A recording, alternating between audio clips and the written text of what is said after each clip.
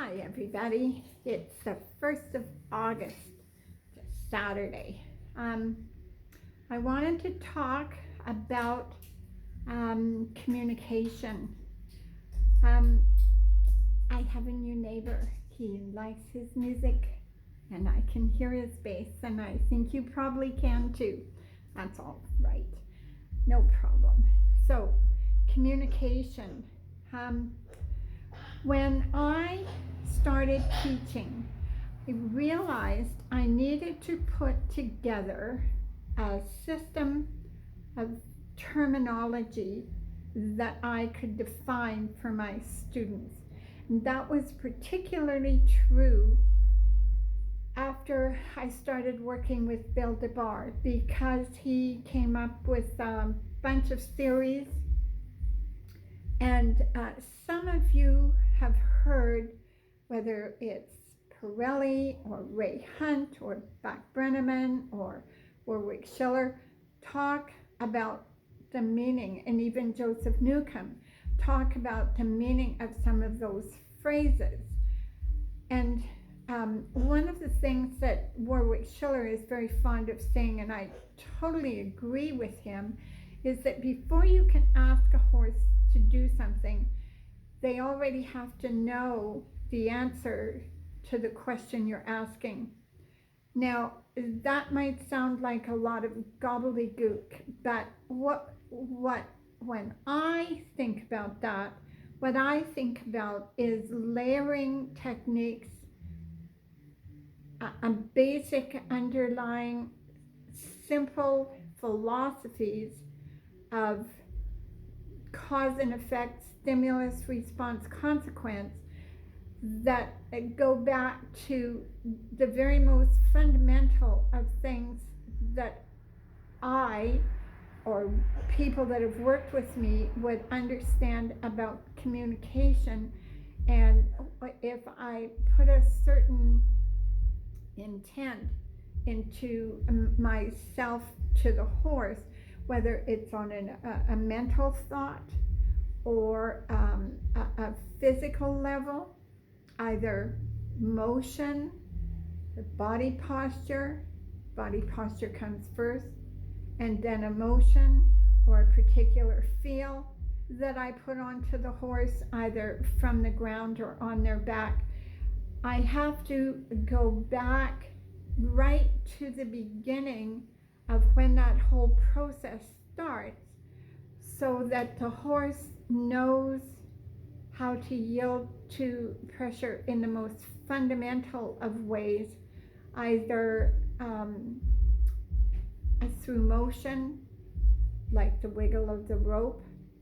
I've actually had one particular horse that when you wiggled the rope, and it was an unhandled 2-year-old, that if you wiggled the rope towards her, that was the horse that would actually come towards you, not away from you. Big Red Mare was kind of like that too. These horses have so much courage, but they're so sensitive that they override their level of sensitivity with their curiosity, and they try to figure out what that thing is about rather than leaving. So you have to go back to your most basic fundamental concepts before you start asking for something more complicated. So when somebody like myself comes along and I'm working with a new person and their horse, which is also new to me, then I can't start where they are to solve their problems. I have to go back to something that would be a beginning. And that beginning might be a long ways back, and it might frustrate the absolute socks off that person, because they'll say, well, I already know all this stuff. And so then the thought that runs through my mind is that if they actually know that stuff, then why is the horse behaving the way it is? Why is that person behaving the way they are?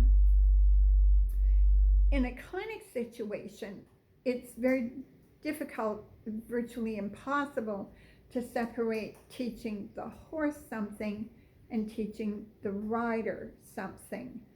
Unless you take that rider and put them back on the ground and put a halter and lead shank or rope, preferably a longer one, on that horse and start right back at basics. And basics are so fundamental to be scary, actually.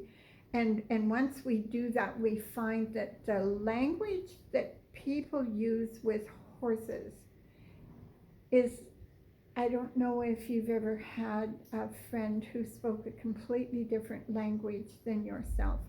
I had, for a number of years, I had Chinese friends, Taiwanese, and they spoke 3 different languages that I know of. One was the Taiwanese language, which isn't really quite Cantonese, but it's in that family. Plus they spoke Cantonese, and they also were working very hard at speaking English, and sometimes their English was with their accent and the way they put their words together was somewhat hard to understand.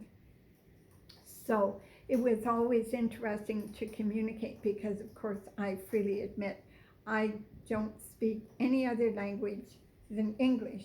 I grew up in an English family. We never had any influence of another language, and so I became very not dogmatic, but very fluent in speaking English and very unable to wrap my tongue in the shape of my mouth around different languages. I found that very challenging.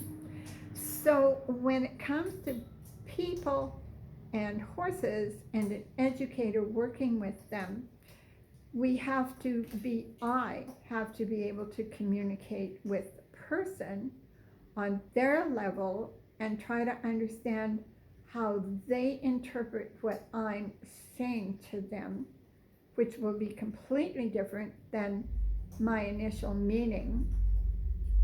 I have to be able to accept that I'm frustrating them because they've got to interpret what I'm saying through their filter.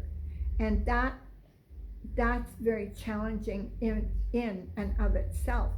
But then what I have to do is to be able to show them through, did you see what your horse just did, through that visual? And then almost invariably they're going to come back with a conclusion as to what they think that behavior from their horse means. And almost 100% of the time they're going to be misinterpreting it. And so they're going to see the horse's response to what they're trying to achieve as a disobedience or a negative thing, or that the horse is tuning them out or whatever it is. And they're going to say to me, well, that means this, right? Which tells me that they want me to agree with them, which of course we wouldn't be in this position if I did agree with them. So communication is a very complicated process. So I tried to develop a series of terminologies that when I have a new student or a new classroom of students or a new arena full of students, that I would use these basic terms while everybody's standing or sitting on their horses around me, and I would talk. For example, you have somebody who can't ride a horse down a straight line in the arena, indoor, outdoor, or a field, if that's where you're working. They can't ride a straight line to a designated point because the horse wants to wiggle. It wants to come in off the track. And they're going to have all of these things. And then, of course, sooner or later, there's going to be a turn. So I would come up with various terms to describe that situation, along with the cause and effect and the cure for that. And then I would say to them, if you understand the term and we have that terminology in place, then I can say that term to you and you can understand that a specific thing is happening to you and your horse at that moment, and that because you understand the term and what the ramifications of that term are, you can understand how to fix it without me saying whatever it is that riding instructors would normally say in a condition such as that. And so this whole communication thing, as far as I'm concerned, is far more complex and far more needing to be understood and delved into than any riding coaching certification program can even begin to touch in their studies, in their preparation for people to take exams.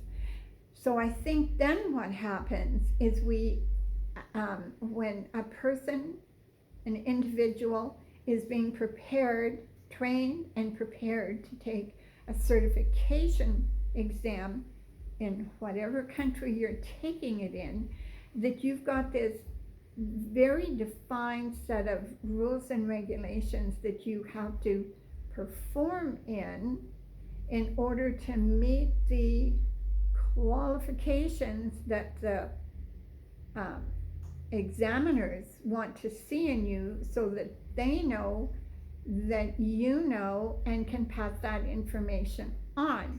But it is in such a box and it's so restrictive, especially if the person has been preconditioned to think that the answers and the protocols that they've learned is the entire package.